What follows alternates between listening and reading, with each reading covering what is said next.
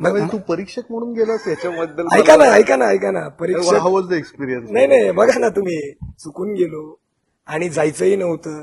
का गेलो त्याची कारण वैयक्तिक वेगळी आहेत, पण गेल्यानंतर काय अनुभव आला की एकाच पॉइंटला 6-6 नाटकं भारी आहेत, कशी निवडायची? मग कुठेतरी असं वाटतं की अरे या नाटकाला इतक्या टाळ्या वाजल्या, इतकं लोकांनी हे केलं, आणि शेजारी बसलेला व्यक्ती आपल्याला म्हणतो हे नाटक भारी, तेव्हा आतून आपलं मन मरून जातं. परीक्षकाचं वैयक्तिक स्वातंत्र्य खरंच मरून जातंय असं मला वाटतं. म्हणजे परीक्षकालाही दोष देणं आता दोष देणं चुकीचं आहे, कुणीच नाही दोष द्यायचा. मग त्याची जागा बघितली ना तर कळेल. त्या 3ला नंबर दिल्यानंतर त्या बिचाऱ्याला लय काम असतं उरलेल्या 3 वाल्यांना सांभाळायचं आणि त्यांचे आश्रय पुसायचे. हे साध्या लेवलला अनुभवलंय. म्हणून मी ठरवलंय कोणत्याच परीक्षकाची चूक नाही. त्या परीक्षकाने निकाल लावला तर नमस्कार करायचा आणि आपलं पुढच्या प्रयोगात चांगलं नाटक करायचं, हे म्हणायचं होतं मला. तो अनुभव आला आणि इथून पुढे त्या जागेवर बसायचं सुद्धा नाही. नाही मला उलट वाटतं की माझं मत असं आहे आता की जायला पाहिजे तरुण लोकांनी, कारण नाही एकदा जाऊन तर बघा, मग कळलं. ते बाकीच्यांच्या डोळ्यात जेव्हा पाणी असतं आणि ते असे रांगेत उभे असतात आणि कदाचित आपल्यापेक्षाही चांगलं नाटक करतातच, आणि त्यांना सुद्धा आपण काय सांगणार?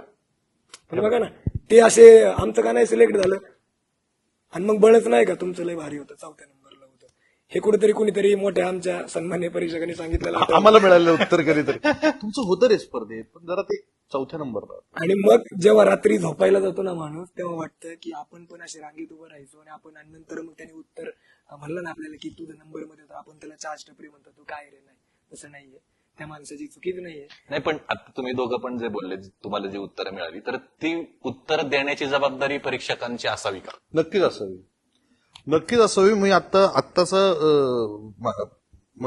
रिसेंट एक्सपिरियन्स आहे. पुरुषोत्तम आत्ताची या वर्षीची जी झाली स्पर्धा झाली, स्पर्धेनंतर सगळं चर्चा रंगतातच पुरुषोत्तमच्या. पण नाईक परीक्षक होते, शेखर नाईक.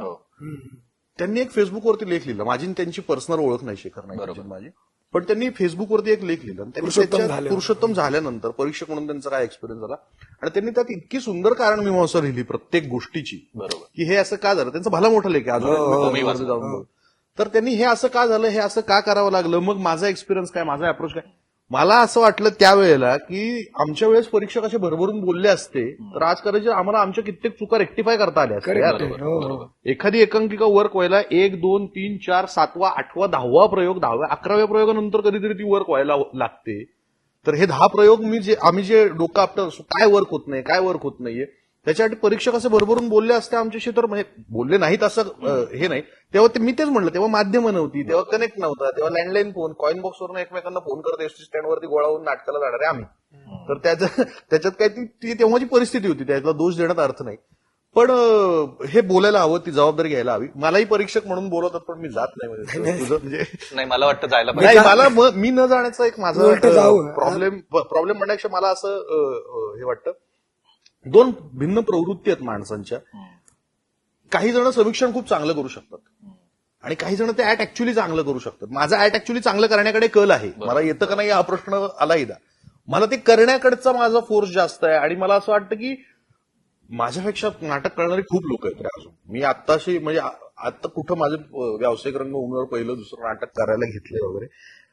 पण जायला हवं का, तर जायला हवं. आपल्या अप्रोचेस लोकांना कळायला हवं, पण आपल्याला माहिती नाही त्या खुर्चीत बसण्याचा त्रास काय असतो. हे म्हणजे हा बघतोय आम्ही इतके वर्ष, मी याच्यामुळे सांगितलं की फार प्रेशरचं काम आहे आणि I cannot handle that pressure. आणि नाटक करणाऱ्या कुठल्याही माणसाला मला कधीच दुखावं असं वाटत नाही. मग तो माझ्या ओळखीतला असो, ओळखीतला नसो, तू नाटक करतोस, एकांकिका करतोस ना, मग माझं तुझ्यावर 100% प्रेम आहे. आणि मग ते कोणाची तरी दूषणं घेणं ते घ्यावीच लागतात. म्हणजे ती काटेरी खुर्ची आहे, तुम्हाला त्या खुर्चीत येतात, आपोआप येतात, त्याला बाय प्रॉडक्ट येते. तुम्ही हे चांगलं आणि हे वाईट, हे निवडावं लागतं. ते निवडणं, प्रत्येक जण प्रामाणिकपणे नाटक करतो, आणि प्रत्येकाचा एक समज असते, प्रत्येकाचा एक वकूब असतो, प्रत्येकाचं एक शिक्षण असतं. मला माझ्या लहानपणीपासून जे बाळकडू मिळत गेलं, जे नाट्य संस्कार माझ्यावरती झाले, ते प्रत्येकावरती झालेच असतील असं नाही. मग मी त्याच्याकडनं तीच डिमांड करणं हे रास्त नाहीये. नाही, पण तू ज्याला नंबर दिलेला नाहीये 3 क्रमांक सोडून, त्याला तू जे काही सांगणार आहे त्याच्या नाटकाबद्दल? तुला बक्षीस, तो जर म्हणतोय मला बक्षीस नाही मिळालं, तर का नाही मिळालं? तू फक्त असं नाही, तुझं चांगलं होतं पण नाही दिलं, पण तुझं काहीतरी मत असेल ना, का नाही दिलं, ह्या 3ला का दिलं? नक्कीच. ही जबाबदारी परीक्षकाची असायला पाहिजे असं मला वाटतं. आहे असायला ना जावी. आणि आहे आणि म्हणजे असती पण आणि काही सगळ्यांकडे उत्तरं पण असतात. पण दोन प्रकारचे उत्तरं ठेवून जातो परीक्षक जेव्हा माणसासमोर येतात. म्हणजे आता आधीच्या परीक्षकांना विचारल्यामुळे आपल्याला लगेच कळतं की तो म्हणतो की एक तर तुला चांगलं होतं त्याला बरं वाटावं म्हणून, म्हणजे त्याच्यासोबत द्वेषाचं काही नातं तयार नको व्हायला. आणि दुसरी गोष्ट, जर सांगायला लागलं ना की बाबा जर वैयक्तिक स्वातंत्र्य दिलंय त्या जागेवर बसवलंय, मग सांगायला लागलं की अशाने असं होत आहे, तशाने तसं होत आहे, मग मलाच बोर वाटलं किंवा मला असं वाटलं की यार आता काहीतरी व्हावं, तर त्या व्यक्तीला ना काहीतरी त्रास व्हायला लागतो आणि मग तो एखादा प्रश्न डायरेक्ट असा विचारतो, मग काय करू सांगा. आणि मग तेव्हा वाटतं की कशाला, हे कशासाठी, बरं आहे नाटक करून घरी जा आणि मग 10 प्रयोगानंतर 11वा प्रयोग चांगला झाला तरी चालेल. म्हणजे मन हळवी झालीत का आत्ता, तर मन हळवी व्हायला लागलीत असं म्हणतो. होय, हा तुमच्या वेळेस तुम्ही स्ट्रॉंग होते म्हणजे खरंच, पण आता मन हळवी आहेत आमची. आणि मग आम्हाला ना परीक्षकांचा राग येतो. त्यांनी वाईट म्हणजे त्यांनी चुका सांगून नाटक म्हणजे 11व्या प्रयोगाला दादा म्हणला ते चांगलं होईल आणि परीक्षकांनी सांगितल्यानंतर 5व्याच प्रयोगाला नाटक चांगलं होऊ शकतं, पण आम्हाला ते 5व्या प्रयोगाला नकोच आहे. थोडक्यात कसं आहे ना राहुल, तेव्हाच्या हे तेव्हा म्हणजे हे खूप असं होतं बरं का, तेव्हा नाही, पण असं आहे. नाहीये, पण जो एक काळामध्ये जो बदल झालेला आहे ना, तर स्पर्धा संपल्यावरती लोक आता निकालाची वाट बघतात, आम्ही परीक्षकांच्या मनोगताची वाट बघायचो. आता म्हणजे मनोगत संपल्यावर जाऊ रे आतमध्ये, या झोनमध्ये मुलं असतात, हे बघतो आम्ही बाहेर, तर ते विच इज नॉट गुड. आणि कदाचित मला ते प्रेशर हँडल करता येणार नाही म्हणून मी परीक्षक म्हणून जात नाही, कदाचित पुढे जाई नाही. पण मला आता असं वाटतं की मला बघून जो एक रसस्वाद येतो ना, समीक्षक झालो की आपल्याला तो एक वेगळा चष्मा लावून नाटक बघावं लागतं. केवळ प्रेक्षक म्हणून नाटक नाही बघतं, परीक्षकाच्या चष्मेतनं नाटक बघावं लागतं. तो माझा रसस्वाद कुठेतरी डिस्टर्ब होतो असं मला वाटतं. त्यामुळे मी अजून तरी प्रेक्षक म्हणूनच आहे. आणि आत्ता पलीकडे उभा होतो रे मी स्टेजवरती, लगेच इकडे अलीकडे येऊन बसणं एवढं काही झालेलं नाहीये किंवा काही बदल नाही घडलं. नाही, मग 60 वर्षापूर्वी मी करायचो असं म्हणून मग आता परीक्षक म्हणून जातोय हेही नको. नाही, एवढंही ते नाही. आता असं व्हायला लागलंय की खरं तर हे आहे, पण मुद्दा परत तोच आहे की तुम्ही कनेक्ट असणं महत्वाचं आहे कुठल्याही माध्यमातनं. तर तो कनेक्ट माझा आहे. म्हणजे आजही मी पुरुषोत्तमही बघायला जातो, मला वेळ असेल तेव्हा मी पुरुषोत्तम बघायला जातो. बरं, देवाच्या कृपेने असं आहे की महाराष्ट्रातले बरेचसे ठिकाणचे लोक कनेक्टेड आहेत माझ्याशी. तर त्यामुळे त्यांची नाटकं जेव्हा पुण्यात कुठलं नाटक येतं, आता वैभवचं नाटक जळगाववरनं जेव्हा पुण्यात येतं, तो आवर्जून मला फोन करतो, मी त्याचं नाटक बघायला जातो. असे बरेच लोकांची कनेक्ट आहेत, त्यामुळे बघणं होतंय नाटक. अगदी माझं बघणंही होत नसेल तर मग मी परीक्षक म्हणूनच जाऊन मला जेव्हा संधी मिळेल तेव्हा बघेन.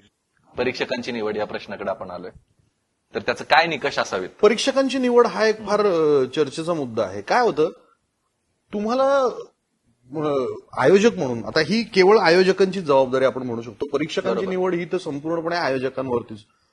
उपलब्ध असलेल्या लोकांमधनं परीक्षक बोलवले जात आहेत का? बरोबर. जे लोक उपलब्ध आहेत अशाच लोकांमधनं बोलवलं. बरं, ते बोलवले जात आहेत परीक्षक, पण खरंच आयोजक म्हणून तुम्हाला माहितीये का त्यांनी काय काय केलंय? तुम्ही त्यांचं काही काम बघितलंय का? तुम्हाला त्यांच्याबद्दल काही माहितीये का? होतं कसं, आत्ताची युथची एकांकिका, मी माझा वैयक्तिक एक्सपिरियन्स सांगतो. मी मनोज डाळिंबकर आम्ही करत असलेली एकांकिका आय अग्री. आत्ताच्या काळातली एकांकिका एक मोबाईलवर ऍप्लिकेशनवरच्या गोष्टींबरोबर भवताला घडणारं नाटक. माझ्या नाटकाला जे परीक्षक येऊन बसले होते ते 72 वर्षांचे काका होते. आणि त्यांनी स्पर्धा संपल्यानंतर नाटक कुठेच चर्चेत आलं नाही वगैरे वगैरे. तर आम्ही विचारायला गेलो की काय झालं, आज आमचं नाही वर्क झालं का नाटक, काय म्हणजे फॅन्टसी होती रे ती. तर ते स्वतः वापरत होते नोकियाचा फोन. एंड्रॉइड सिस्टीम काय, कशी वर्क करते, कसं काय होतं त्यांना माहितीच नाही. सो आता हा आयोजक म्हणून मला तेव्हा प्रश्न विचारावा असं वाटला की तुम्ही आत्ता जर का एकांकिका हा एक युथचा फॉर्मॅट तुम्ही जर का तिथे एक्झामिन करायला म्हणून त्यांना बोलवताय, तर ते त्यांची विचारसरणी, त्यांची माहिती, त्यांचा दृष्टीपट तो ह्या समकालीन आहे का? बरं, कुठल्या एका वेगळ्या विचारसरणीचे परीक्षक आहेत का? जसं आता सोलो कोर्स करताना तुला अनुभव येतो, तसाच सेम अनुभव मला आर यू ब्लाइंड करताना येत होता. आर यू ब्लाइंड सारखं नाटक मी एखाद्या स्पर्धेत करायचं होतं, एखाद्या स्पर्धेत दे मार बक्षिसं त्याला, सगळे बाजूने पहिली दुसरी आणि काही स्पर्धांमध्ये म्हणजे असे भुवई पण उंच जायची नाही लोकांची. म्हणजे असं व्हायचं की अरे काय झालं, काय मी असं कालच असा प्रयोग केला होता, आज काय झालं. सो ते एका प्रवाहातले परीक्षक आहेत का, एका विचाराचे मला मूळतः असं वाटतं परीक्षक म्हणून बसणाऱ्या माणसाची पण ती जबाबदारी आहे, आयोजकांची पण ती जबाबदारी आहे. आणि त्या काळाशी समरूप असलेले परीक्षक, अशा परीक्षकांची निवड निकष काहीतरी ठेवायला पाहिजेत. स्पर्धक मागणार नाहीत कदाचित, बरोबर. स्पर्धकांना काय हे नाही, पण तुमच्या निकालावरनं आणि तुमच्या भाषणावरनं तुमच्या ह्याच्यावरनं तुमची पोच कळते. जसं आता फिलॉसॉफीचं एक वाक्य आलं, आपल्याला कळतं की नाही म्हणून मग विभागांसारखे परीक्षक का ग्रेट ठरतात किंवा जे परीक्षक म्हणून आहेत. पण आता परीक्षक बोलवताना थोडा ग्लॅमर पण बघतायत लोक, थोडा ग्लॅमरचा विचार करतायत स्पर्धेला त्याच्यामध्ये एक face value असायला हवी, भवताल असायला हवा, विच इज गुड. पण त्यांचं खरंच थिएटरशी काही कनेक्ट आहे का? त्यांचं थिएटरमध्ये काही कॉन्ट्रीब्युशन आहे का? राज्यनाट्य स्पर्धेचं पण तेच होतं. राज्यनाट्य स्पर्धेला पण असंच होतं की आम्हाला काय चुकीचं आहे. मी जर का 15 वर्ष 12 वर्ष मी राज्यनाट्य स्पर्धा करतोय, तर या वर्षी मी कुठल्या परीक्षकांसमोर नाटक करणार आहे ह्याची मला माहिती असणं काय गैर आहे? बरोबर. काहीच चुकीचं नाही ना. मी डिमांड करतोय तर बरं, मी डिमांड नाही करत नाही, मला बेसिक माहिती तर असायला हवी. काय नाही, नांदेडचे टिंब आहेत, रत्नागिरीचे टिंब आहेत, सोलापूरचे का तर फक्त इथले परीक्षक या सेंटरला ठेवायचे नसतात, हा बेसिक नियम आहे. तर हो ठीक आहे, तो मान्य. म्हणून कुठल्या तरी सेंटरचे ग्रेटच असतील लोक, मला म्हणणं नाहीये, त्यांचे एक्सपिरियन्स ग्रेट असतात, त्यांचं म्हणणं ग्रेट असतं. पण स्पर्धक म्हणून मला हा अधिकार नको का? आणि त्याची काहीतरी एक निकष असावा बेसिकली. उपलब्धतेनुसार लोकांना तिथे आणून बसवणं मोकळे म्हणून, हा ते हे फार निराशाजनक आहे. कारण फार जीव लावून करतो रे आपण नाटक. आपण त्यात पैसा हा फार दुय्यम मुद्दा आहे, पण आपण त्याच्यात आपली भावनिक इन्व्हॉल्वमेंट असते आणि ती माझ्या भावनेशी प्राधान्य आहे एका प्रकारे. त्याचं जर का नीट परीक्षण होत नसेल, योग्य प्रकारे पडताळणी होत नसेल, आज तुमचं ब्लड रिपोर्ट जर का चुकीचं आलं तर काय कराल रे तुम्ही? मग सांगा बरं. बघा ना, ठाण्यामध्ये एक राज्यनाट्याचं उद्घाटन होतं कोविड नंतर, आणि असंच बसलो होतो जाऊन, आणि तिथं परीक्षकांचं सांगत होते की हे कोण आहेत काय आहेत. तर आता नाव नाही आपण सांगत, पण एक परीक्षक असे होते सन्माननीय की त्यांनी नाटक केलेलंच नव्हतं. त्यांनी केलं होतं स्टँडअप किंवा एक पात्रीचं, नाही का, की कधीच नाटक असं मोठं केलेलं नाही, आणि ते राज्यनाट्याला परीक्षक होते. आता बोला मग थोडं स्पर्धक म्हणून अधिकार आहे की नाही की आमचं नाटक का नाही अशा माणसानं बघावं, की नाटक जिंकलं नाही तरी चालेल, पण आम्हाला किमान 4 गोष्टी कानावर तर पडतील, पुढे आम्ही प्रयोग कसा करावा.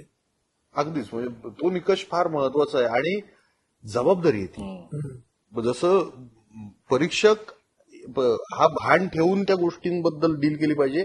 आज तुम्ही लक्षात घ्या, आज आता हा माझा अनुभव, मी मुंबईत जाऊन अनेक वेळा स्पर्धा केलेली आहे. पुण्यातनं जाणारी एकांकिका ही 2 पात्री 3 पात्री 4 पात्री 5 पात्री छोटी एकांकिका, मुंबईतल्या लोकांची 100 लोकांची एकांकिका, ह्याची तुम्हाला परीक्षण करायचं असतं. आता स्पर्धक म्हणून आम्ही हे समजून घेतो की त्या एकांकिकेला पहिलं बक्षीस का मिळतं आणि आम्हाला दुसरं तिसरं का मिळतं, तर 100 मुलांची उमेद मोठी का 2 लोकांची उमेद मोठी. पण ह्यांना नाही बक्षीस दिलं तरी हे करणारच आहेत नाटक, पण ही मुलं नवीन आहेत, ह्यांना बक्षीस, हे स्पर्धक म्हणून आम्ही समजून घेतो आणि ते घ्यायलाच हवं, त्या पद्धतीने व्हायला हवं ते नाटक. पण ती जबाबदारी जी आहे, त्याचं त्या जबाबदारीचं भान जे आहे, ते भान बाळगून तुम्हाला एक मोठा समाज घडवायचा आहे.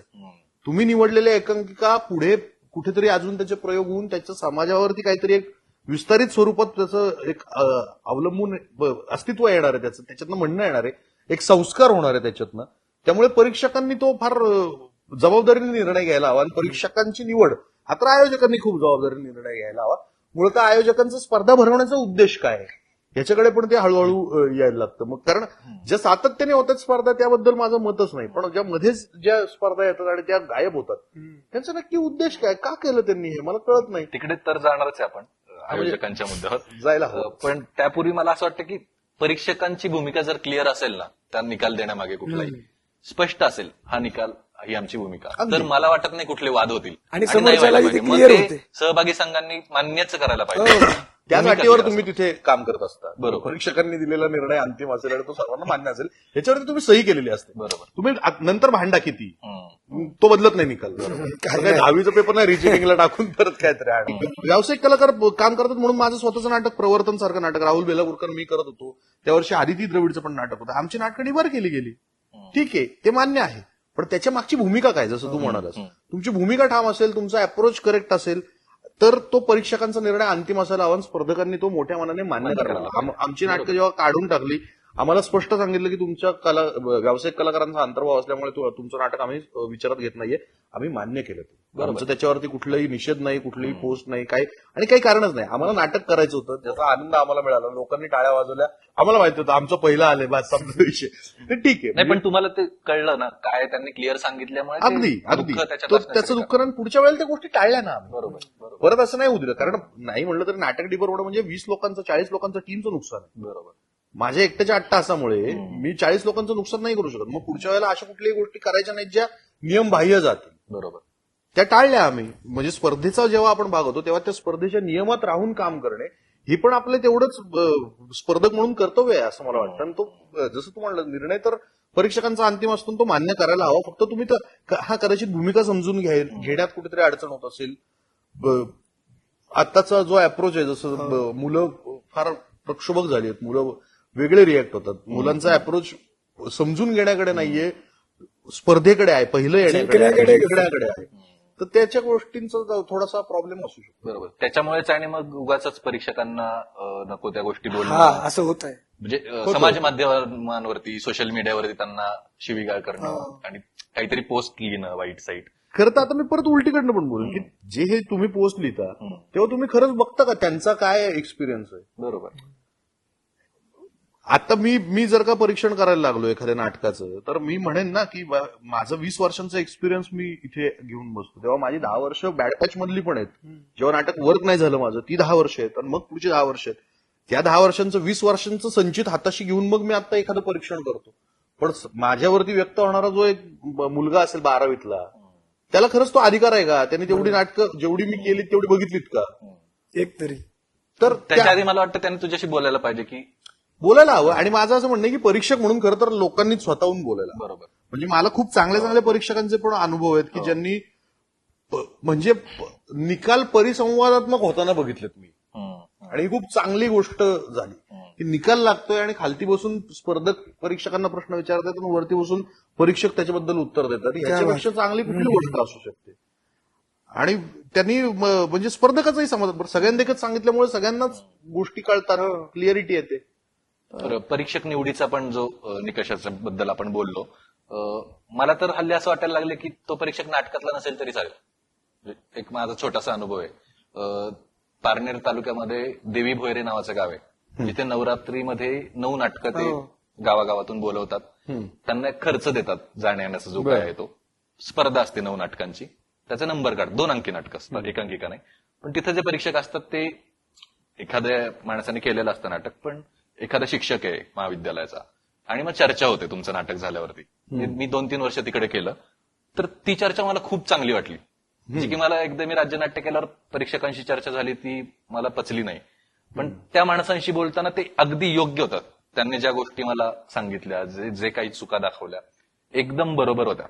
ती नाटक करणारी माणसंच नव्हती. बरोबर. मग नाटक करणारच पाहिजे असंही काही नाहीये, असं मला वाटतं. बरोबर. आयोजक म्हणून ते ज्या प्रकारे ती स्पर्धा आयोजित करत होते, की तुम्हाला जाण्या येण्याचा खर्च देत होते, म्हणून मग ते स्पर्धांचं तुझं जे आर्थिक गणिताच्या बाबतीत मगाचं हे होतं, तर तेही कुठंतरी नाही बक्षीस मिळालं. 3च लोकांना मिळालं, बाकीच्या 6 लोकांना 7 लोकांना काही खिशाला काही तोटा जळ नव्हती. तर हा एक मुद्दा मला वाटतो की म्हणजे परीक्षक नसला नाटकातला तरी चालेल, पण त्याला समज पाहिजे. त्याला मी तुला तेच म्हणालो ना की त्याचा उद्देश काय आहे हे फार महत्त्वाचं. आता ती ही पार्टनर मधली तुझी स्पर्धा सांगतोय, तशी एक स्पर्धा एकांकिकांची स्पर्धा इकडे होते आपल्या दापोलीच्या पुढे 5 पंढरी नावाचं एक गाव. बरोबर रात्री होते ते. तिथे तिथे 2 परीक्षक हे स्थानिक आणि एक परीक्षक हा बाहेरचा. हे त्यांचं ती स्थानिक लोक काही नाटक करतात का? तर नाही. म्हणजे वर्षानुवर्ष नाटक बघतात, त्यांना माहिती आहे आजूबाजूला कशी नाटकं चालू आहेत, काय नाटकं चालू आहेत, आणि त्यांचं एक त्यांच्या जगण्यातनं आलेली उत्तर आहेत. तर त्यांचा उद्देश फार प्रामाणिक आहे. बरोबर. त्या प्रामाणिक उद्देशापोटी आपल्याला हे सगळंच मान्य होतं. हो. म्हणजे तो शिक्षक आहे, त्या शिक्षकाच्या जगण्यातनं एक शिक्षण त्यांनी एवढे विद्यार्थी घडवले, त्याचं एक जगण्याचं शिक्षण आहे. त्या शिक्षणातनं आलेला अनुभव आहे, त्या अनुभवातनं तो आपल्याला सांगतो की या नाटकात मला हे असं असं वाटलं. तर त्याचा उद्देश इतका प्रामाणिक आहे, ते नाटकाला पोषक आहे. बरोबर. आणि जी ही गोष्ट नाटकाला पोषक आहे त्याच्याबद्दल आपल्याला कधीच ऑब्जेक्शन नसावं. मग तिथे जिंकणं हारणं हा मुद्दाच राहत नाही, मला असं वाटतं. नक्कीच स्पर्धा करत असताना ती किती काळासाठी करावी अभिनेत्याने किंवा कुठल्याही संघाने? स्पर्धा किती काळासाठी करावी हा खरं तर म्हणजे मला असं वाटतं की ते ज्याच्या त्याच्या अभिव्यक्ती स्वातंत्र्यावरती आहे जसं म्हणावं तसं. आणि अगदीच हा पण मुद्दा आहे की तुम्ही कोणाशी कॉम्पिटिशन करताय हे तुम्हाला कळायला हवं. तुमचा समकालीन प्रवाह तुमच्या आजूबाजूला जोपर्यंत आहे तोवरच त्या प्रवाहाबरोबर काम करणं लागतं. जेव्हा तुमची कंपॅरिझन दुसऱ्या वेगळ्या प्रवाहातल्या लोकांशी व्हायला लागते तेव्हा आपणच आपल्या शहाणपणाने बाजूला व्हावं. हे मी कलाकाराबद्दल वैयक्तिक बोलतोय, पण संघांनी स्पर्धा करायलाच हव्यात, नाहीतर संस्था चालणारच नाही. संस्थेमध्ये जोपर्यंत आपण काम करतोय तोपर्यंत आपण एकांकिका करायला हव्यात. त्याच्या पुढे आपण जेव्हा संस्थेतून बाहेर पडतो तेव्हा एक तुमची फळी तयार व्हायला हवी.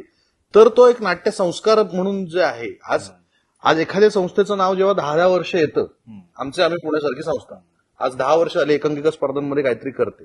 मिलाप थिएटर सारखी संस्था राज्य नाट्य स्पर्धेमध्ये काही वर्ष काय, तर त्या स्पर्धांचं जे एक वलय आहे त्याच्यातनं तुम्ही ते सतत संस्था म्हणून तुम्ही पुढे जाणं, संस्थेचा प्रवास म्हणून तो असणं, ही फार महत्वाची गोष्ट आहे. वैयक्तिकरित्या तुम्ही किती वेळ स्पर्धा करायच्या किती नाही हा तुमचा भाग आहे. आणि म्हणजे थांबायला पण हवं, हे अगदीच बरोबर आहे. त्या दृष्टीने जसं आता मी थांबलो की मी आता शक्यतो स्पर्धा नाही करत, सो त्या पद्धतीने मला असं वाटतं की थांबायला हवं.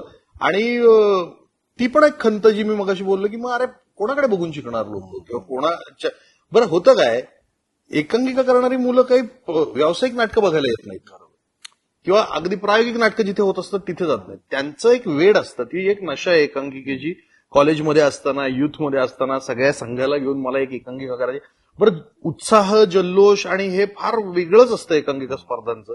सो तिथे जर जेव्हा चांगली नाटकं बघायला मिळतात, चांगल्या गोष्टी बघायला मिळतात, चांगले नट बघायला मिळतात, स्वतःला पडताळून बघता येतं, तेव्हा कम्पेअर करायला पण काहीतरी पाहिजे ना तुमच्याकडे. एक मोठी फुटपट्टी, एक छोटी फुटपट्टी, याच्यातच कम्पॅरिझन होऊ शकतं, अदरवाईज ते होणार नाही.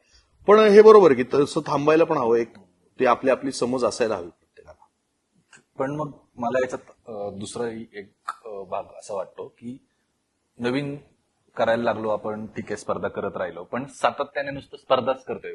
नाटक म्हणजे फक्त स्पर्धाच असंही व्हायला नको. त्याच्याबद्दल काय? नाही, मी म्हणालो ना सगळ्यात पहिल्यांदा, ते एक सोपा वे येतो, रस्ता येतो. मला आज द बॉक्स सारखं थिएटर घेऊन, भरत सारखं थिएटर घेऊन प्रयोग करायचा आहे, भले तो दीर्घांकाचा असे ना, मला शक्य नाही होत इकॉनॉमिकली. एकांकिका स्पर्धेला मला जितका खर्च येतो तितका मला प्रयोगाला येतो असं नाही, प्रयोगाला खूप जास्त खर्च येतो त्याच्या तुलनेने. एकांकिका स्पर्धा हे एक माझं टूल आहे की जिथे मला फक्त स्पर्धेपुरतंच नाटक करणं हे चूकच आहे. त्याचं वेगळं माध्यम पण व्हायला पाहिजे, वेगळं स्वरूप पण यायला पाहिजे, वेगळ्या वेगळ्या प्रकारच्या स्पर्धा व्हायला पाहिजेत. मग फक्त एकांकिका स्पर्धा नाही, मग जिथे दीर्घांक स्पर्धा होतात अशा दीर्घांक स्पर्धांमध्ये व्हायला पाहिजे, राज्यनाट्य स्पर्धा होतात. तर नाटकाचे वेगळ्या वेगळ्या माध्यमं आहेत, त्या वेगळ्या वेगळ्या सगळ्या माध्यमातून ते व्हायला पाहिजे.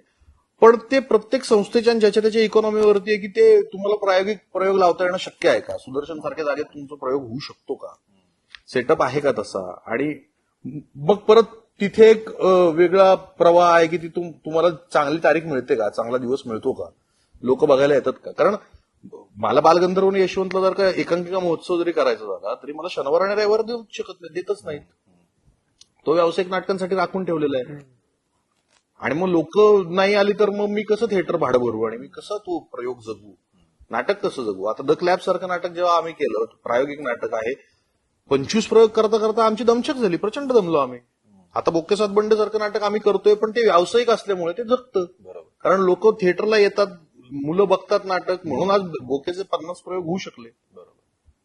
तो फरक आहे, तो त्या गोष्टींमधला फरक आहे. त्यामुळे फक्त स्पर्धेंपुरतच नाटक करावं का तर नक्कीच नाही, पण तो सोपा रस्ता आहे म्हणून तिकडे जातात लोक, जायला हवं लोकांनी, असं मला वाटतं. प्रायोगिक रंगभूमीवरती नाटक करणं स्पर्धा सोडून हाही तसं मला असं वाटत नाही की खूप अवघड गोष्ट आहे, परवडतच नाही. त्याचंही जरा आपण गणित व्यवस्थित बांधलं तर तेही शक्य होतं, नाही असं नाही, होतं, अगदीच होतं. नाही मग तेच ना, मग आता तेच आहे की 3 जिंकतात ना, 100 समजा आता 100 एकांकिका प्रायमरी राऊंडला येतात, त्याच्यातल्या 16 सिलेक्ट होतात आणि त्या 16 मध्ये 3च भारी असं नसतं, 6 किंवा 10 भारी असतात. खरं तर पण 3 वाल्यांना द्यावं लागतंय. मग उरलेल्या 7 वाल्यांनी एक निर्णय घ्यावा की तिथं करायचंच नाही, आणि मग त्या 7 वाल्यांनी जर खरंच बाहेर प्रयोग केले तरी लोक येतीलच ना.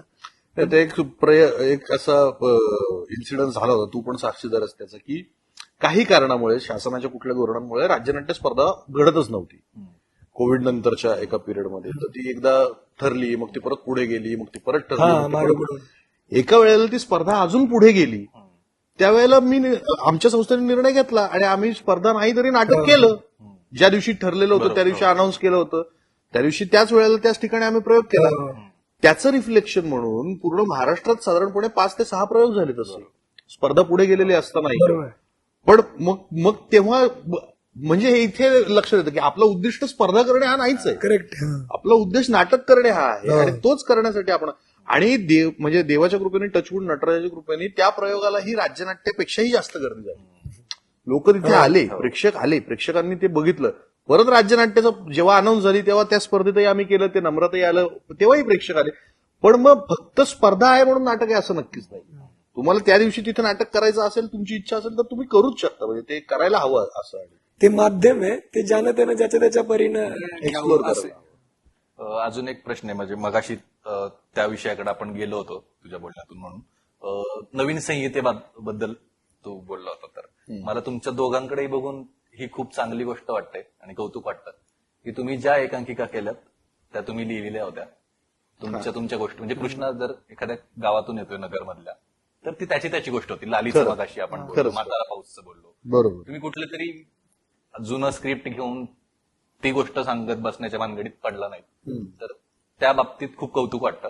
तर ते असं व्हायला पाहिजे, तर नवीन संहिता येतील. आता नवीन संहिता येतानाच दिसत नाही, किंवा नवीन संहिता ज्या कोणी लेखकाने लिहिली तर ती त्याच्या ग्रुप पुरतीच मर्यादित राहते. तर मग नवीन संहिता अजून जास्तीत जास्त येण्यासाठी काय करायला पाहिजे? म्हणजे असं वाटतं की आता समजा लाली एकांकिका किंवा म्हातारा पाऊस एकांकिका ना युथ फेस्टिवलमध्ये सगळीकडे फिरते. आता कोल्हापूरला जिंकली, सोलापूरला पण. तेव्हा मला काय वाटतं, एका बाजूने लेखक म्हणून यार कुणीतरी करताय तर मला एक 4 पैसे पोटाला मिळतील म्हणून परमिशन देतोय. पण वाईट याचं वाटतं की का, म्हणजे फक्त हे 2 एकांकिका करतात का, तर नाही, जिंकलेल्या किंवा लोकांचं लक्ष वेधलेल्या किंवा आपण काहीतरी केलेल्या एकांकिका इतर का करतात, ते जेव्हा बंद करतील आणि स्वतःचा प्रॉब्लेम, मला असं वाटतं, मला काही लिहिता बिहिता येत नाही, पण आता आपलं बोलणं सुरू व्हायच्या आधी तेच होतं की आपण समाजामुळे, समाज आपल्याला म्हणतो की हे बाबा तू हे लिही, हे वाचलंय, हे कर, यांनी हे केलंय त्यांनी, पण आधी आपल्या घरात डोकलं तर आपल्या घराला किती छिद्र पडलेत आणि काय ते आपल्याला कळेल. तिथून लिखाणाची सुरुवात केली तर कितीतरी एकांकिका येतील, कितीतरी विषय येतील. आणि मग त्या लोकांना कशाची गरज आहे दुसऱ्याची स्क्रिप्ट? भलेही मग 15, 20, 50 प्रयोगाला किंवा 2 प्रयोगात ते नाटक बंद का पडणार? तर मला माझ्या परीनं दादा तर उत्तर देईल, पण माझ्या परीनं एकच आहे की कुणीही लिहायचा प्रयत्न करावा तर ते नवीन येईल, त्याचं येईल. आणि ती आपली गोष्ट, आणि मग ते समाधान, आपली गोष्ट मांडताना ती जास्त चांगल्या पद्धतीने बाहेर येते येऊ शकते. अगदी चालेल. म्हणजे त्याचा तोच मुद्दा मला हे वाटलं की निकाल वाचतात लोक, इथे कुठली जिंकली आहे त्याची शॉर्टलिस्ट करतात, एक 10 नावं, आणि मग या लेखकांना फोन करून यांचे स्क्रिप्ट गोळा करा रे, आणि मग यांच्यापैकी आपल्यातलं काय सेटअप बसतोय, आपल्या आर्टिस्ट किती आहेत आणि यांची, अशी ही पद्धतच नाहीये माझ्यामध्ये एकांकिका करण्याची. माझं असं म्हणणं आहे की सॉरी, मी म्हणजे हे तर काहीच नाही, हे तर करतातच, पण काही शहाणे असे आहेत, आता पॉडकास्ट मधून बोललं पाहिजे, काही शहाणे असे आहेत की एकांकिका मागवतात आणि मग त्यांना माहित असतं की कशाला पैसे द्यायचे, कशाला मानधन द्यायचं, फक्त नाव बदलतात आणि विषय असा फिरवतात. ही एकांकिका फेस्टिवलला सादर पण होते. म्हणजे इतकं पण कसं असं माणसानं एवढं संस्कारांचा मुद्दा नाही, मग याच्यात तेच आहे ना, हे धाडस नाही करायला पाहिजे असं. हे पण आहे, स्वतःच करत नाही म्हणून हे उपक्रम. अगदीच. आणि जसं तू म्हणालास की माझ्या एक्सपिरियन्स मधलं काय आहे, आय अॅग्रीचा एक्सपिरियन्स माझ्याबरोबरचा खरा एक्सपिरियन्स होता. तो खरा एक्सपिरियन्स मी माझ्या नाटकात मांडला आणि तो लोकांना प्रचंड आवडला, लोकांनी उचलून धरलं ते. माझ्या एक्सपिरियन्सचा मी कुठेतरी एक नाट्याविष्कार सादर करतोय आणि त्याच्यातनं मी कुठेतरी एक प्रबोधन पण देतोय, मनोरंजन पण करतोय, म्हणतोय पण मला जे व्यक्त व्हायचं ते पण होतंय. तर अशा प्रोसेसने ते झालं तर ते नाटक आहे, ती प्रोसेस आहे. आणि ते जिंकलं नाही ना तरी प्रेक्षकांपर्यंत पोहोचलेलं असतं. नगरला कुठे, नगरला नव्हतं जिंकलं आमचं नाटक, आणि ते पण आमच्यापर्यंत पोहोचलं होतं. नाही पण अरे खालती ऑडियन्स मधनं आपल्या नाटकाचं नाव जेव्हा घेतलं जातं निकालाच्या वेळेला, तेव्हा तेच बक्षीस, दुसरं काय बक्षीस त्याला.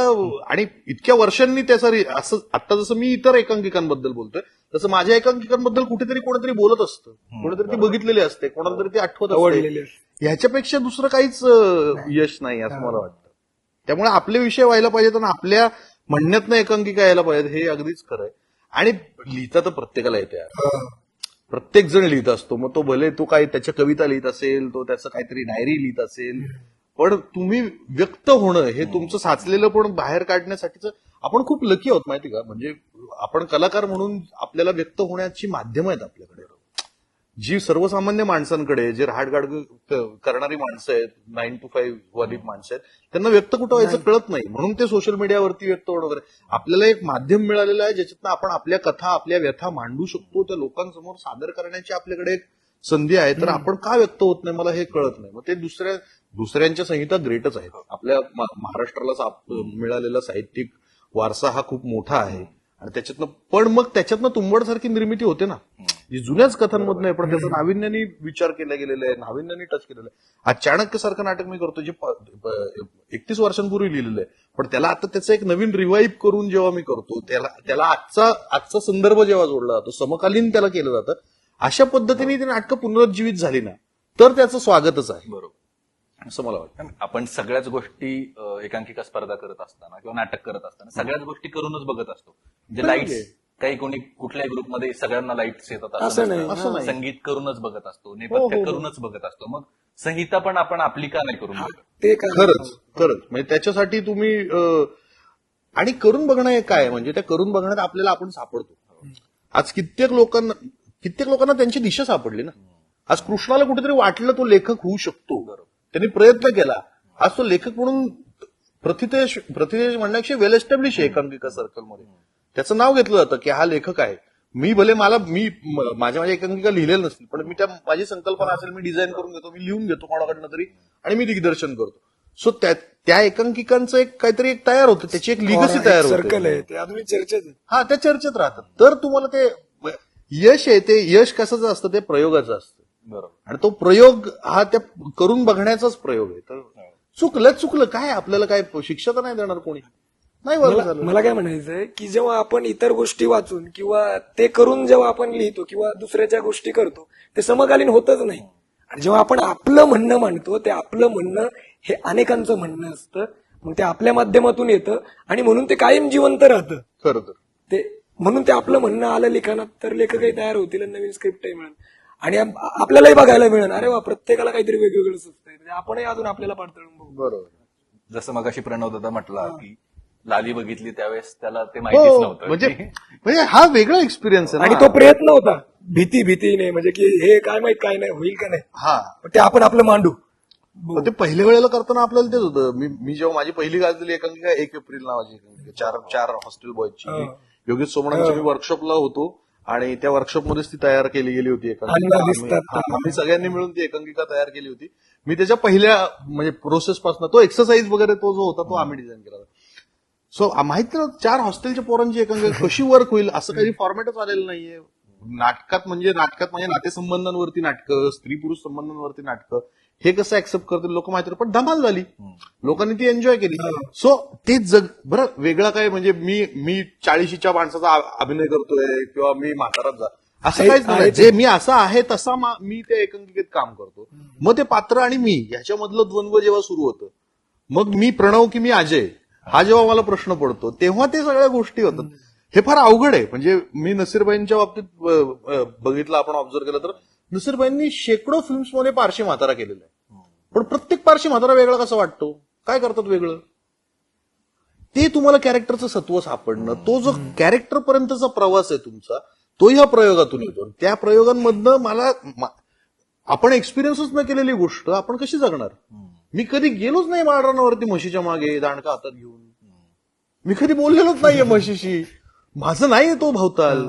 पण जेव्हा मी लालीसारखी एकांकिका बघतो तेव्हा मला कळतं त्याची व्यथा काय, त्या मुलाची व्यथा काय, तिथली प्रेम प्रकरण कसं असू, तिथं प्रेम म्हणजे काय असू शकतं, तिथं नातेसंबंध कसे असू शकतात, हे एकमेकांचं जगणं, आदान प्रदान जेव्हा शेअर होते तेव्हा तुम्ही समृद्ध होत जाता, दुसऱ्यांच्या अनुभवातनं आणि स्वतःच्या अनुभवातनं. असंच तुमचं जडणघडण आणि समृद्धी होत असते. ती फार महत्वाची आहे असं मला वाटतं. त्या गोष्टी म्हणजे जशी कृष्णाच्या गोष्टी येतात, नाटकं येतात, तसे प्रत्येक गावागावातल्या वेगवेगळ्या गोष्टी त्या प्रत्येकाच्या वेगळ्या असतील. मग तो म्हणलं ना पाझर वॉज द ट्रिमेंडस एक्झाम्पल. भक्षक किंवा रावबाची नाटकं ती फिजिकल थिएटर मधली असतात किंवा मॅट्रिक पण उत्तम त्यांच्या कथेतनं आलेली नाटकं, त्यांच्या जगण्यातनं आलेली नाटकं, त्या गावात म्हणजे शहरात राहून त्या गावात गेल्यासारखं वाटतंय त्या थिएटरमध्ये. हा, म्हणजे आपल्याला वाटतं की आपण तिकडे आहोत, त्यांच्या घरात आहोत त्यांच्या, आणि खोल राहतात ती नाटकं, कारण त्यांचं खरं असतं. बरोबर. आणि ते खरेपणाचं नाट्य असेल. नाटक म्हणजे काय तर तुम्हाला ते किती खरं करता येतं आणि ते खरं कसं होईल, ते तुमचं असेल तर ते खरं होईल.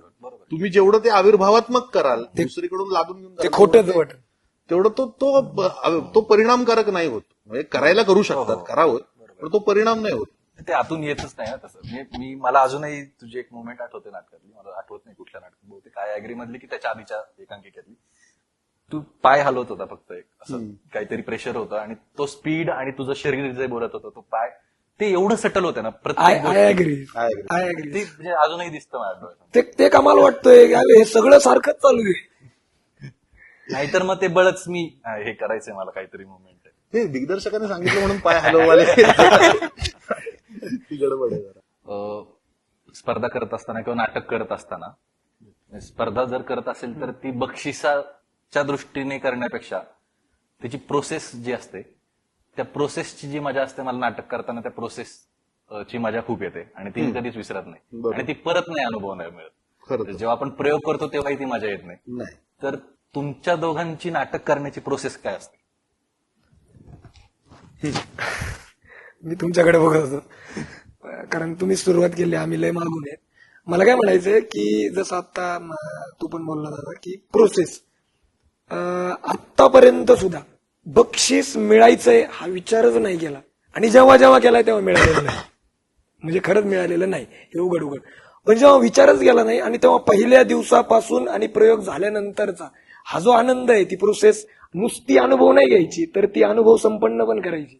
मग प्रोसेसमध्ये दिवसेंदिवस मन लागायचं, मग ते उपक्रम यायचे की बुवा आपण कुठेतरी डोंगरावर जाऊ, कुठेतरी आपण घरात जाऊन करू, कुठेतरी गाडीवर फिरायला जाऊ, चक्री मारू, असं काही उपद्रव जे सुचतात. तर मला वाटतं त्याच्यातच ती प्रोसेस आहे, त्याच्यातच तो आनंद आहे. आपण विसरून जातो की आपल्याला जिंकायचंय, आणि नकळत आपण जिंकायपर्यंत पोहोचलेलो असतो. म्हणून काही वेळेस असं पण झालेलं आहे की नाटक करून झालं आणि निवांत मागच्या खुर्चींवर निकालही सुरू झाला, झोपलेले डारडूर सगळे, आणि अचानक तुमचा नंबर, आणि मग आणि मग तसे पण गेलेले गांगावले म्हणे. तर तेव्हा नाटक वाईट केलं का? की नाही, नाटक चांगलंच केलं, पण अपेक्षा नव्हती ठेवली की आपल्याला मिळेल का. बघू, मिळालं ते मिळालं, नाहीतर नाही. पुरुषोत्तमच्या वेळेस तसंच झालं होतं. सगळे निकालाची वाट बघत होते 2017ला आणि 19ला पण नाटक आपण खूप चांगलं केलंय, प्रामाणिक केलंय. माईक किंवा लाले आम्ही हे आम्हाला प्रामाणिकपणे माहित होतं, म्हणून निकालाच्या आधी आम्ही चिल जेवत होतो, आणि जेवण आल्यानंतर फार बडीशेप चावीत आलो, आणि बाकी सगळे नाचत होते, आणि जे हारले ते आपले शांत उभे होते. आणि आम्ही गेलो आणि एकाला विचारलं, काय हो, कोण जिंकलं? हे नगरवाले. मग नाचा, असं झालं होतं. मग तो आनंद किती चांगला आहे एवढंच म्हणायचं. ही प्रोसेस आहे. बाकी ती कसं नाटक उभं करायचं ते ज्याची त्याची आहे, ते काय ते सांगण्यात आणि कोणाला ऐकण्यात मला असं वाटतं की त्यात मजा नाही, ती ज्याची त्याची प्रोसेस आहे. पण प्रोसेस म्हणजे आनंद.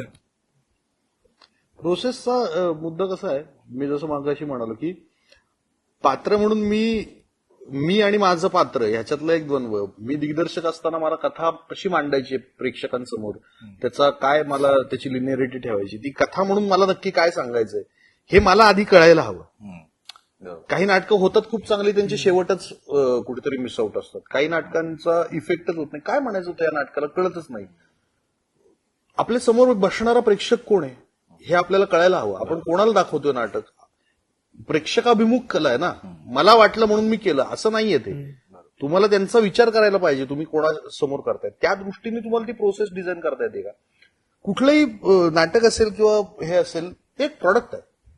ते प्रॉडक्ट डिझाईन तसं व्हायला हवं. त्या प्रॉडक्टच्या आतल्या गोष्टी, त्याच्या बाहेरच्या गोष्टी, त्याचं म्हणजे जसं हा म्हणाला पोस्टर आम्ही गावात जाऊन लावलं, गावागावात जाऊन लावलं, ते पोस्टर पर्यंतचा प्रवास आहे. पण तुम्हाला मूळ त्याचे कथाबीज, कथासत्व या गोष्टींकडे तुम्ही त्याच्या किती बघताय, त्याचा किती अभ्यास करताय, ह्याच्याकडे मला प्रोसेसचा जास्त भाग वाटतो. मला दिग्दर्शक म्हणून काम करताना स्वतःची प्रोसेस म्हणून फार त्याच्याशी घट्ट राहायला आवडतं. आणि माझ्या आधीच्या कुठल्याही कलाकृतीपेक्षा या कलाकृतीमध्ये मी अजून काय सांगतोय, अजून काय वेगळं देतोय. एक प्रेशर पण असतं ना आपलं. आधीच्या एकांकिकांचं एक काहीतरी ग्राफ सेट झालेला असतो, आपण पुढची एकांकिका करायला गेलो तेव्हा आपल्याकडून अजून अपेक्षा असतात ज्या आपल्याकडनं असायला हव्यात. काही चूक नाहीये त्याच्यात, रास्तच आहे ते. पण ते करत असताना त्या प्रेशरमुळे ती आपण त्या प्रॉडक्टवरती खूप प्रामाणिकपणे काम करायला लागतो. जिंकणं न जिंकणं हा वेगळा भाग आहे, आणि तो त्या तात्कालिक आहे असं मला वाटतं. म्हणजे प्रत्येकच स्पर्धेत प्रत्येकच एकांकिका जिंकेल असं नसतं. त्या दिवशीचा तो प्रयोग वाईटही झालेला असतो, त्या दिवशीचा तो प्रयोग उत्तमही झालेला असतो. प्रयोगांचा मुद्दा आहे. आणि आजूबाजूला कोण अजून आपल्यापेक्षा चांगलं करणारे जगात आहेतच की, आणि हे मान्य करायला काही हरकतच नाही. म्हणजे खूप चांगल्या एकांकिका मी अशा बघतो की तेव्हा आपल्यालाच वाटतं की हे आपल्याला नाही सुचलं आणि हे खेद आहे, अरे हे भारी केलं रे, आणि हे नाही सुचलं. पण हे म्हणायचे पण आपल्याला हे पाहिजे.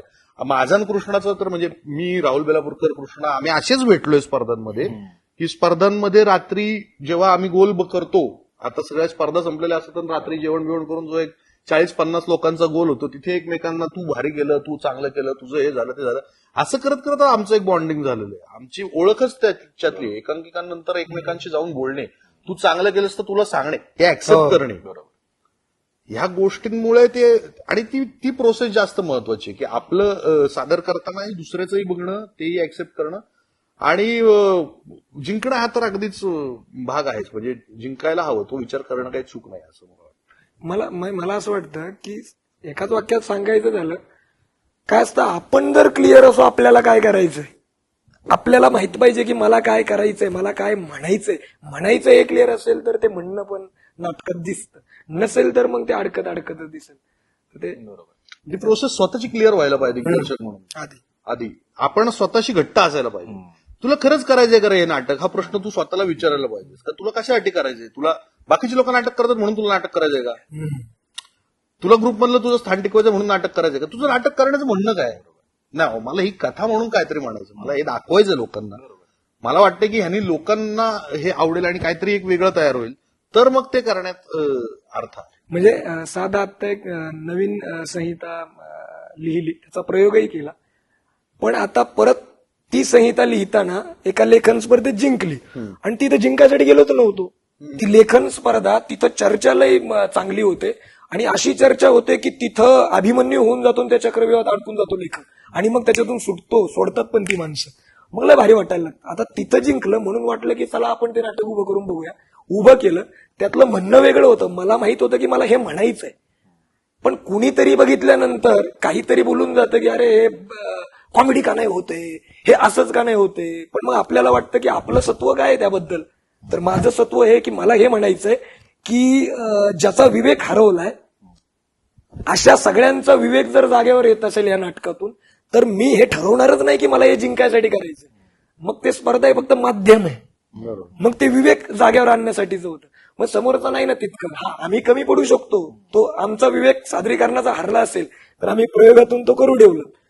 पण आपलं नाटक आपापल्या पद्धतीने लोक कसं बदलवतात, तर ते मग मला म्हणायचं की जर आपल्याला माहित असेल ना काय करायचंय, तर आपण पुढच्या अपेक्षा नाही ठेवत गोष्टींची, तर ते तसं आहे. तर शेवटी तुझी गोष्ट, तुला काय म्हणायचं हे तू क्लिअर असणं पाहिजे, हेच महत्वाचं आहे. बाकीच्यांची सगळ्यांची मतं वेगळीच असणार आहे, प्रत्येकाच्या मतानुसार आपण गोष्ट नाहीच बदलू शकतो. मग आधी आपण क्लिअर.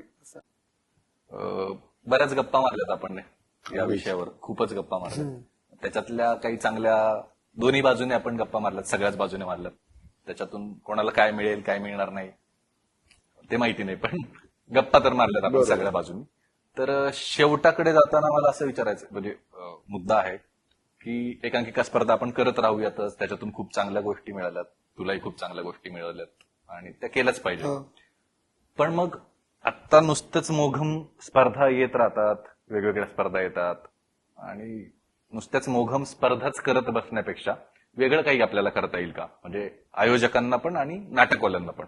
म्हणजे कृष्ण जे गाव तिथे नाटक, ही संकल्पना मला खरंच खूप आवडते. म्हणजे गावामध्ये प्रेक्षक आहे पण तिथे नाटक करणार आता कोणी नाहीये, तर असं वेगळं काही करून बघता येईल का, किंवा आयोजकांना जर इव्हेंट करायचेच आहेत तर मग याचे त्याचे स्पर्धांचे नियम कॉपी करून ते तसेच इव्हेंट आपल्या नावाने करण्यापेक्षा वेगळं काही करू शकतो का. म्हणजे मी मगाशी म्हटलं देवी भोयऱ्याची एक स्पर्धा होती की एक खर्च तुम्हाला दिलाय, तुम्ही 4च निवडा ना, 40 एकांकिकांचा महोत्सव स्पर्धा घेण्यापेक्षा 4च एकांकिका निवडा, त्या आपल्या गावात करा. तर असं काही आपल्याला करून बघता येईल का, आयोजक आणि स्पर्धक दोन्ही बाजून. ज्यांना वाटतं म्हणजे आयोजकांना, त्यांनी खरंच हा विचार करून बघायला हवा की जिथं तुम्ही 20 निवडताय तिथं 4च संघ निवडा, आणि त्या 4 संघांना तुम्ही काय करा, खर्च द्या, आणि मग त्यांच्याकडून चांगलं नाटक स्पर्धेत ना आणता एक महोत्सव टाईप आणा, आणि मग त्यात स्पर्धा तर होतच राहतील इतर, पण काही आयोजकांनी जर असा निर्णय घेतला तर त्या 4 नाटकं जे निवडलीत त्या नाटकावाल्यांना पण सादरीकरणाचा आनंद मिळेल, पाहणाऱ्याला पण ते कुठेतरी तिकीट न लावता क्वालिटीचं मिळेल आणि फ्री पाहता पण येईल. म्हणजे पाहणाऱ्याला सुख मिळेल, आयोजकांनाही लोकांपर्यंत पोहोचण्याचं सुख मिळेल आणि त्याच्यामध्ये जे काही त्यांचे कमर्शियल इश्यूज असतात म्हणजे कुणीतरी कुणाचा स्टॉल हे ते पण होईल. म्हणजे सगळ्याच गोष्टी पोहोचतील. तसा विचार झाला तर ते चांगलंच आहे. जसं ते देवी भोयरेचं ऐकलेलं आहे आणि ते खरंच चांगलं आहे. मग तिथं गरजेचं वाटतच नाही की परीक्षा खरंच नाटकातले असावे. बरोबर. ते सगळंच एकदम फ्लेक्झिबल कार्यक्रम आहे त्या सगळ्याचं. तर ते असावं म्हणजे असं. बरोबर आहे. मला कृष्णाचं मत पटतं. काय 3 एकांकिकांना आम्ही नंबर देणार. ओके, मग पुढे त्यांचं संपलं. काय मग पुढे व्हॉट नेक्स्ट? पैसे देणार आणि मग संपलं. झालं, बक्षीस दिलं, संपलं. माझं असं म्हणणं आहे की हे बक्षिसाचं जे स्वरूप आहे, तुम्ही ह्या एकांकिकांचे महोत्सव का नाही करत? हा. तुम्ही काही स्पर्धांमध्ये नियम आहे बघा की जी एकांकिका पहिले येणार त्यांना परत सादरीकरण करावं लागणार. बरोबर. ते प्रेक्षकांसाठी खास एक वेगळं सादरीकरण होतं. का तर प्रेक्षकांना परत तो प्रयोग बघायला मिळावा म्हणून. म्हणजे त्यांचे निकाल काही दिवसांनी असतात, तर त्या एकांकिकेने परत जाऊन तिथे करायचं असतं. ती एकांकिका 5 पंढरीलाच आहे, स्नेहबंधला किंवा काही ठिकाणी असं आहे. मी म्हणतोय की ज्या आयोजकांना सहज शक्य आहे किंवा ज्यांच्याकडे इन्फ्रास्ट्रक्चर आहे, इकॉनॉमिकली त्यांच्याकडे साऊंड आहे, त्यांनी असे महोत्सव भरवायला काहीच हरकत नाही. आणि वेगळ्या वेगळ्या गावातली एकांकिका वेगळ्या वेगळ्या गावात जाऊन होणं ही ती जी गरज आहे. म्हणजे एक सांस्कृतिक चळवळ आपण ज्याला म्हणतो ती पोचणं ती फार गरजेची आहे. ते व्हायला हवं. दुसरा मुद्दा म्हणजे आपण हौशी रंगकर्मींचा जो एक समूह आहे त्याच्या एकत्रीकरणासाठी कोणीतरी काहीतरी एक प्रयत्न करायला हवा. हौशी रंगकर्मी कुठेही एकत्रित दिसत नाही. आत्ताही होतंय. मी जसं म्हणालो की मला ही स्पर्धा करून पुढच्या स्पर्धेकडे जाण्यातच कल आहे. त्यामुळे इथल्या स्पर्धेतल्या स्पर्धकांशी मी रॅपोच बिल्ड करत नाही. बरोबर. आमचं बोलणंच होत नाही. आज अमरावतीचा विशाल तराळ त्याची कुठली तरी एकांकिका मी बघितलेली असते म्हणून तो माझा मित्र असतो, म्हणून तो हक्काने फोन करतो, म्हणून मी त्याला तिकडे गेल्यावर हक्काने फोन करतो. मग असा हा कनेक्ट होणार कधी? आता तो म्हणून मला म्हणायचं की तसा तो एक रंगकर्मींचा समूह तयार व्हायला हवा. सांस्कृतिक संचालनालयाकडनं असा एक प्रयत्न व्हायचा पूर्वी, ते एकांकिकांचा एक महोत्सव करायचा आणि वेगळ्या वेगळ्या शहरांमध्ये तो अजूनही होतो बहुतेक तो महोत्सव. आता बंद पडला 3-4 वर्ष. मग तसे महोत्सव मला हे म्हणायचं की सरकारकडनं आणि ज्यांना शक्य अथॉरिटीज आमची बाजू आत्ता काय आहे तर मी असेन, कृष्ण असेन, आम्ही करणारे लोक आहोत. आम्ही नाटक करणारे लोक आहोत आणि नाटकांचे प्रयोग वेगळ्या वेगळ्या ठिकाणी करणारे लोक. पण ह्याच्या एकत्रिकीकरणासाठी आमच्यापेक्षा अनुभव संपन्न असलेले खूप लोक आहेत आपल्याकडे, सिस्टीममध्ये आहेत, सिस्टीमच्या बाहेर आहेत. या लोकांनी हे प्रयत्न करायला पाहिजे. हे फेस्टिवल सारख्या गोष्टी ज्या आहेत जे सहज शक्य आहेत, त्या लोक तिकडे येतच असतात त्या गावामध्ये. आज मला माहितीये की मी इथून उठून नगरमध्ये काम करायला गेलो माझी एकांकिका करायला, तर माझा एक प्रेक्षक तिथे बघायला येतो. तसं कृष्णा पुण्यात करायला आला तर कृष्णाचं एक येतं. मध्यंतरी प्रताप सोनाळ्यांनी त्याचं राज्यनाट्याचं नाटक इकडे केलं, पायल पांडेने डिरेक्ट केलं, लोक आली. आज कोण सांगलीचं कोणतरी पायल पांडे आणि प्रताप सोनाळे ते पुण्यात येऊन करतात आणि का बरं लोक बघायला येतात? का तर एवढं कनेक्ट आहे. इतके वर्ष ते नथिंग टू से सारखी एकांकिका असेल किंवा कुठल्याही बांबू काकापासून आपण अशा एकांकिकांमधून तो सगळ्यांपर्यंत पोहोचलेला आहे आणि त्याचा एक प्रेक्षक. सो जितक्या उत्साहाने आणि कन्सिस्टन्सीने आम्ही काम करत आलो, कन्सिस्टन्सी म्हणजे त्यातलं सातत्य हे फक्त नाटक करण्याचं सातत्य नाहीये, सतत चांगलं नाटक करण्याचं, चांगला प्रयत्न करण्याचं. तर तशा सातत्याने जशा स्पर्धा होत आहेत, ज्या मोठ्या स्पर्धा आहेत, त्यांनी हे असे फेस्टिवल्स भरवायला हवेत आणि तसे फेस्टिवल्स सगळ्यांपर्यंत पोहोचायला हवेत असं अगदीच माझं प्रामाणिक मत आहे. आणि समजा ते फेस्टिवल्स काही ठिकाणी आहेत. कोलकात्याला लालीचा म्हणजे लाली त्या फेस्टिवलला अप्लाय केली आणि सिलेक्ट झाली, माहितीही नव्हतं. आणि जेव्हा तिथं गेलो तर तिथं ब्लॅक बॉक्स होता. पहिल्यांदा प्रोसिनियम सोडून कुठेतरी ब्लॅक बॉक्सला गेलो आणि तिथं पहिल्यांदा तो प्रयोग करून बघायचा प्रयत्न केला. 6 दरवाजे आणि मग 6 प्रकारचे एंट्री एक्झिट आणि लोकांना आजूबाजूला बसून नाटक. मग ते सुचलं ना, ते करता आलं ना आणि मग त्यांनी 10,000 रुपये दिले म्हणजे इकडे येण्यासाठी आणि राहणं खाणं जेवण सगळं त्यांच्याकडे. मग हे कुठेतरी काय होतं की स्पर्धेपेक्षा वाटतं की हे भारी आहे आणि ती भाषा आपली त्यांना आणि त्यांच्या आपल्याला इतकी फ्लुएंट कळत नसूनही त्यांच्या डोळ्यात पाणी येतंय आणि ते मिठे मारतात नाटक बघितल्यावर. किंवा एक गोव्याचा अनुभव आहे, विजय कुमार नाईक सर, तर ते पर्यायी रंग अवकाश असा महोत्सव भरवतात. मागच्या वर्षी त्यांनी आम्हाला बोलवलं. तो तिथं गेल्यानंतर एका हौदात नाटक केलं. हौद तो पाण्याचा हौद पण एखादा म्हणेल ज्याला माहित नाही, तर असा हौद होता. आणि मग समोरून अशी सगळी 4ही बाजूनी लोक बसले, तिथं आम्ही नाटक केलं. तर नाटक झाल्यावर ते अकॅडमीचेच पोरं म्हणजे असं म्हणले की हे काहीतरी वेगळं होतं आणि आम्ही ते तिथं पण काहीतरी 180 डिग्री असं काहीतरी करायचा प्रयत्न केला. तिथेही पैसे मिळाले, तिथेही वेगळं काहीतरी करताय, ही पाठीवर कशी का असताना थाप मिळाली, 4 गोष्टी शिकायला मिळाल्या. मग हे जर मिळत असेल तर आयोजकांनी नक्कीच अशा गोष्टीचा विचार करावा. त्याचा फायदा होईल. कणकवलीला जसं नाथपै फेस्टिवल कुडाळला. कुडाळला कणकवलीला नाथपै बॅरिस्टर त्यांच्या नावाने तो महोत्सव होतो. निवडक एकांकिका बोलवतात, चांगल्या एकांकिका बोलवतात, तिथे प्रेक्षक तयार झाला. एवढ्या छोट्या गावात एक प्रेक्षक तयार होणं ही पण एक महत्वाची गोष्ट आहे ना. आणि लोकांना काहीतरी चांगल्या कलाकृती बघायला मिळणं ही कुठेतरी त्यांची मानसिक गरज आहे रे लोकांची. आणि त्याला आपण पोषक करतोय काहीतरी तर त्यांच्यावरून पोहोचायला हवं. सो असे फेस्टिवल्स व्हायला हवेत ना. म्हणजे माझ्या डोक्यात हा प्रश्न येण्यामागचं कारण मोठं आहे खूप. जे माझ्या गावामध्ये बापूसाहेब लक्ष्मण लामखडे हे कस्टम अधिकारी होते. 2 वेळा त्यांना राष्ट्रपती पुरस्कार मिळाला होता. बर. आणि हाजी मस्तानी वगैरे या वेळेत त्यांनी हादरवून सोडलं होतं. एक सायकल एक काठी त्यांच्याकडे फक्त असायची. त्यांनी सगळं अंडररोड हादरवलं होतं. तर तो माणूस पोहोचला नाही, पण मला त्यांच्या नावाने, माझ्या गावातला माणूस आहे, तर मला त्यांच्या नावाने स्पर्धा घ्यायचा तुमचं नातेवाईक का? हो. तर या नावाने आपण एक एकांकिका स्पर्धा भरूयात असं डोक्यात विचार आला. आणि मग मी विचार करायला लागलो स्पर्धा करायची. मग मी नाटक करत असल्यामुळे मला माहिती आता ज्या आपण गोष्टी बोललोय सगळ्या, मग आपण बक्षीस ठेवणार समजा 60,000 पहिलं, 30,000 दुसरं, 20,000 तिसरं. मग बाकीचे जे 6 संघ आहेत ते मुंबईवरून येणार, पुण्यातून येणार, नगरवरून कुणी येणार, त्यांना आपण जेवण देणार, त्यांची राहायची सोय आपण गावात कुणी करणार. ते झालं. पण येण्या जाण्याचा प्रश्न 3 सोडले, बाकीच्यांचं काय? मग नंतर खूपच स्पर्धा या 2-4 महिन्यात दिसायला लागल्या. म्हटलं काहीतरी गणतंय आपलं, काहीतरी चुकीचा विचार करतोय. मग डोक्यात विचार आला की आपण 9 बोलवायचं ना स्पर्धेला, 6च एकांकिका बोलूयात.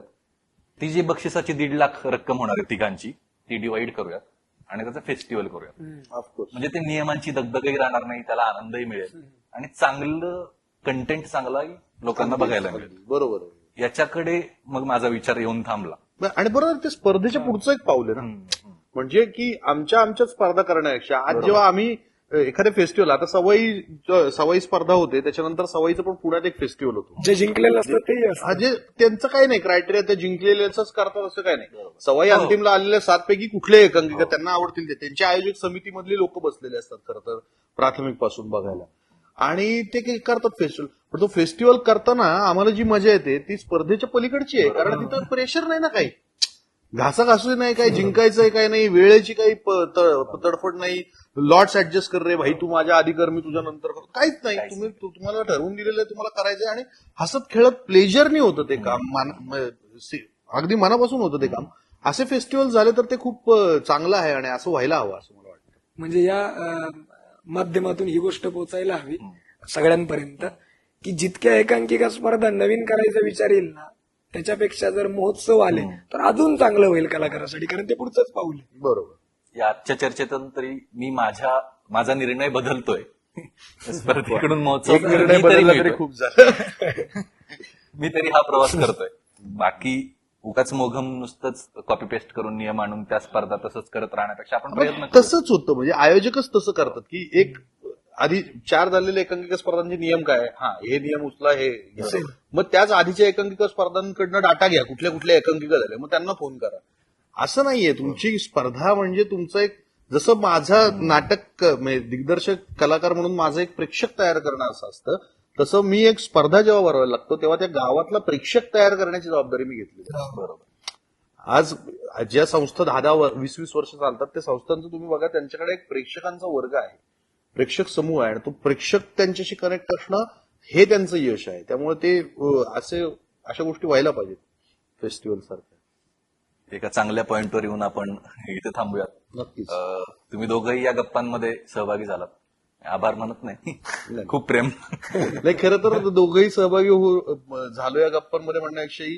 जेव्हा राहुलचा आम्हाला फोन आला की या अशा विषयावरती पॉडकास्ट करायचे किंवा अशा विषयावरती बोलायचे, मुळात एकांकिका या सब्जेक्टवरती अशा माध्यमातून बोललं गेलेलं नाहीये, बोललं जात नाही. एकांकिका स्पर्धा असतील किंवा एकांकिका महोत्सव असतील, पण एकांकिका या माध्यमाकडेच कदाचित तसं बघितलं जात नाही. आता स्पर्धांमुळे त्याला काही प्रमाणात ग्लॅमर आलंय, काही प्रमाणात सोशल मीडियामुळे त्या गोष्टी पोचत आहेत, पण त्याच्यावरती एक चर्चा व्हायला हवी. त्याच्या गोष्टींबद्दल आपण करतोय ते पडताळून बघायला हवं. आपल्या आजूबाजूचे काय करतायत ह्याच्या गोष्टीवरती पण आपण अनालिसिस करायला पाहिजे आणि त्या समजून उमजून केल्या पाहिजेत. फक्त करायची जी गर्दी आहे आणि जिंकायचंय, धावायची रश आहे, म्हणून त्या स्पर्धा करण्यापेक्षा आपण किती ग्रोथ होती आपली, संपन्न किती होतोय ह्याच्याकडे अंतर्मुख होऊन आपण त्या एकांकिकांकडे बघितलं पाहिजे, त्या प्रवासाकडे बघितलं पाहिजे. आणि त्यामुळे राहुलने जेव्हा सांगितलं की या विषयावर चर्चा करायची, मी आणि कृष्णा अगदी आवर्जून पहिल्या मिनिटाला म्हणजे कुठलाही विचार न करता म्हणलं येस डन करूयात. आणि मला खरं तर तुमचं खूप अभिनंदन, म्हणजे तुमच्या पूर्ण टीमचं. अशा विषयावरती आपण पॉडकास्ट करतोय आणि हे पॉडकास्ट आणि मन मोकळं आहे. हा अगदी मन मोकळं अनऑफिशियल चर्चा आहे आणि ते लोकांपर्यंत पोहोचतंय, तर हे खूप महत्वाचं आहे असं मला वाटतं. थँक्यू. पहिलीच ही पॉडकास्ट आहे आणि अशाच अनेक वेगवेगळ्या विषयांवरती आम्ही बोलत राहणार आहे, गप्पा मारत राहणार आहे. तुम्ही यामध्ये सहभागी होऊ शकता. आम्ही नवीनच ऑरोराचं युट्यूब चॅनल सुरू केलंय, ऑरोरा ऍक्शन. तर तुम्ही जरूर ते सबस्क्राईब करा, लाईक करा, जास्तीत जास्त लोकांपर्यंत पोहोचवा, शेअर करा. धन्यवाद. धन्यवाद.